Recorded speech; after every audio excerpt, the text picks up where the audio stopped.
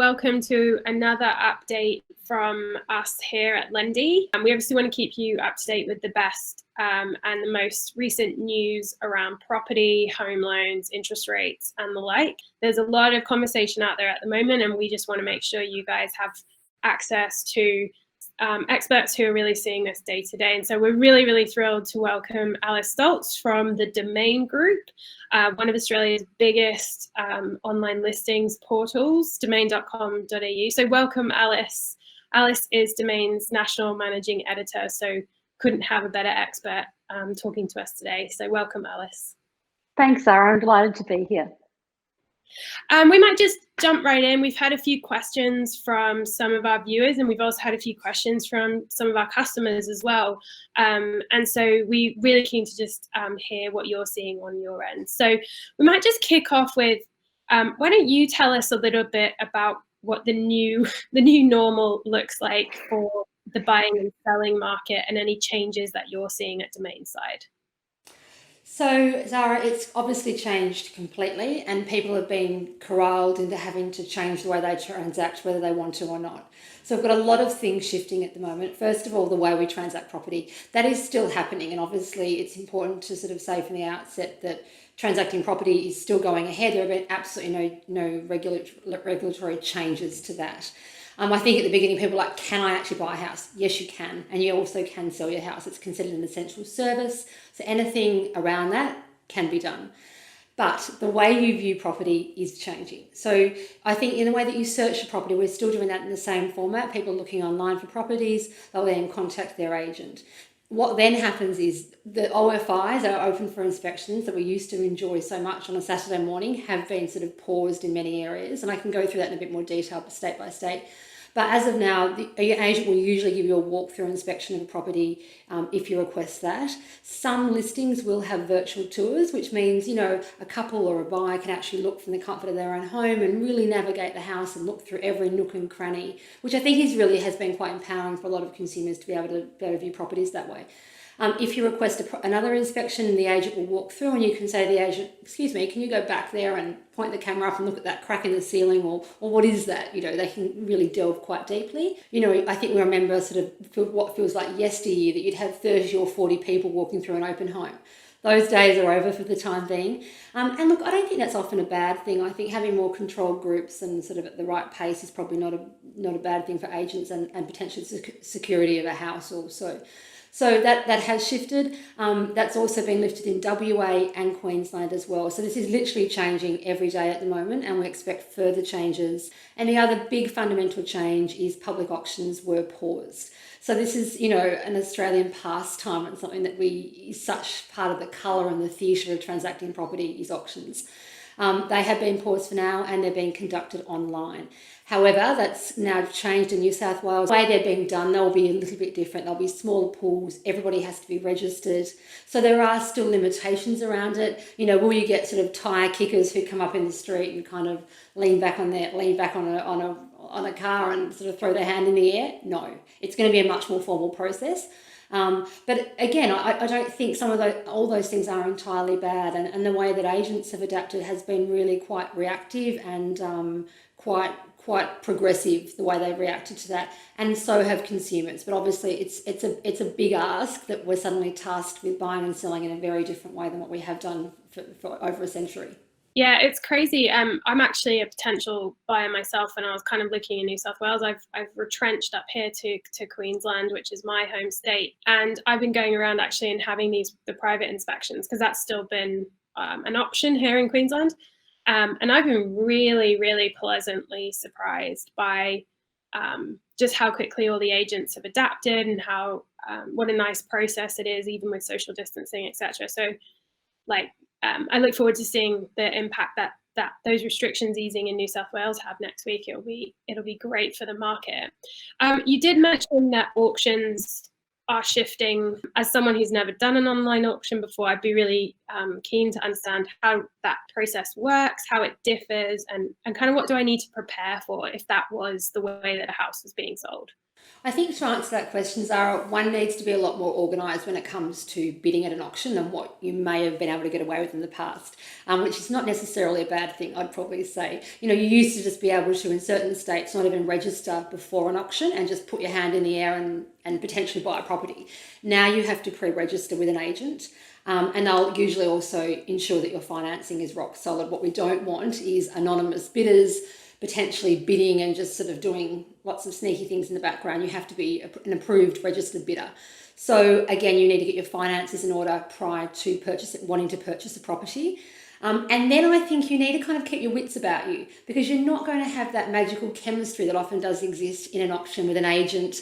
And there's so much, I think, in auctioning, public auctions, where you do feel the heat of the emotion. You eye off the bidder across the road from you or something, or even if you are in an auction house just across or something.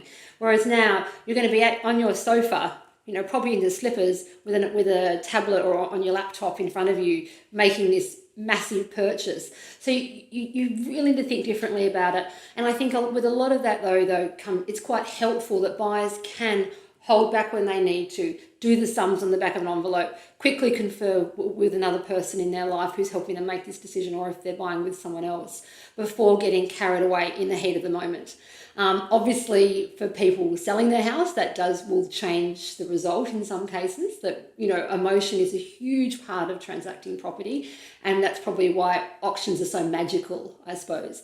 So there are a lot more people sort of involved behind the scenes, and what you need is a really good agent who's also an amazing auctioneer to generate heat and buzz and competition, and is also tracking what's happening with each bidder. So behind the scenes in the agencies, auction houses, there's a lot of people sort of beavering away, tracking what is going on. But I think you just need to go into it with a sort of knowing the mindset's going to feel quite different, but it can still be done. And it is just generally like any other sort of business transaction that you're doing.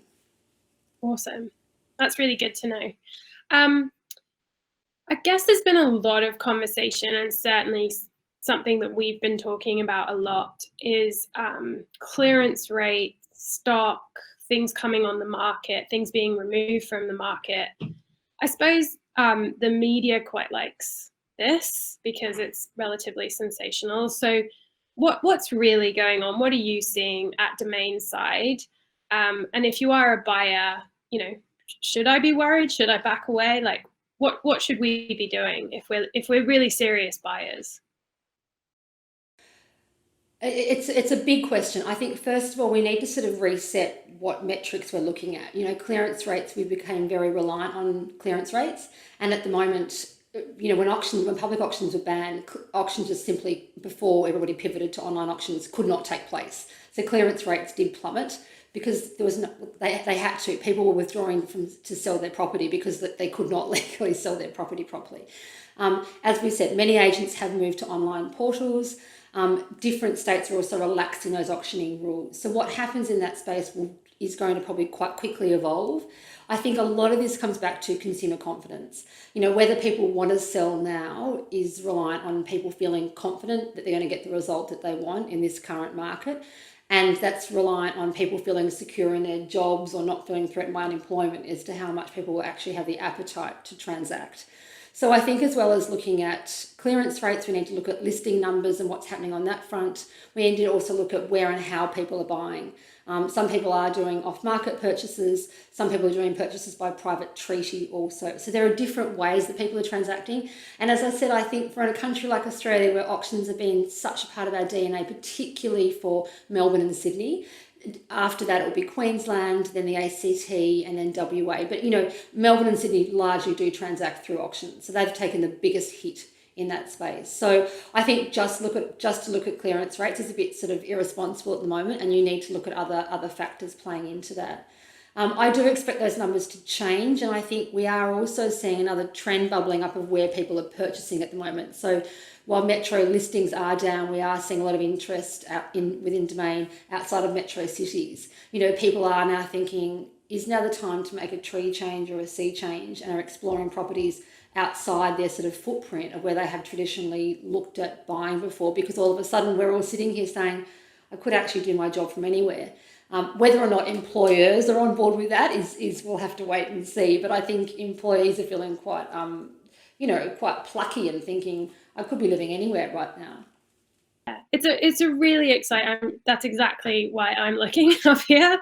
I've spent 7 weeks in the Sunshine State, and going to be a tricky one to go back to the hustle and bustle of Sydney. But that's exciting, isn't it? I mean, I think it is, Sarah, and I don't think if we're trying to find a silver lining to this awfully dark cloud that we're under, I genuinely think that we're really people are sort of feeling quite empowered about the decisions that they make and the lifestyle that they want, rather than it being dictated to where their office is based or what school catchment they feel they have to live in, and I think we've got a lot more sort of clarity around what's important to us now. We've seen the same around schools, that I think people under financial pressure are thinking, maybe I am better to live in a house in a great school catchment, rather than living in a house, with a private school that I have to now pay an arm and a leg for, that I don't know that I can afford going forward. And I think people are really reevaluating all those decisions when it comes to purchasing property. I do think one thing in the back of my mind as I'm saying all this is obviously the cost of transacting property is still high, and it'll be interesting. There's a lot of chatter at the moment around what will happen with stamp duty. Will any government be brave enough to think about removing it and replacing it with a land tax? There's so much change going on at the moment, but I think things like that are playing into people's minds. If we didn't have a hefty tax like stamp duty, moving and selling would be a lot of a simpler process and a cheaper process than what it currently is.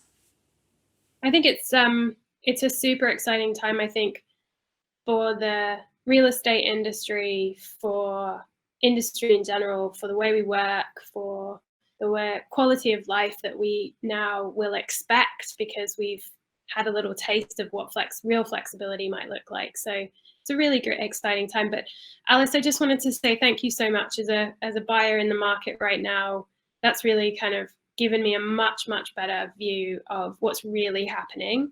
And if anyone out there wants a few more tips or hints about home ownership, domain.com.au is 100% where you need to be headed.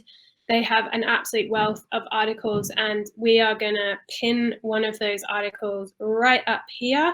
And that article is going to be a guide to the property market during COVID-19, so could not be more relevant. So make sure you click on that link and have a read of the article. But as I say, there's an enormous amount more articles on the domain site, so get over there and start reading, guys, because it's a real knowledge bank. Alice, once again, thank you so much. We really, really appreciate your time. And guys, remember to subscribe to the channel. Remember to hit that bell, and you'll be subscribed when new content goes up. We're going to have a lot more guests over the coming weeks or so, really focused on how we keep you informed during COVID-19 on everything home finance and the home property market. Again, as always, if you have questions, make sure you're adding them to the comments. And we're going to try and get around to answering them either in a content series like this, or we'll just answer them directly into those comments. Stay safe, everyone, and we look forward to chatting to you next time. Thanks, Zara.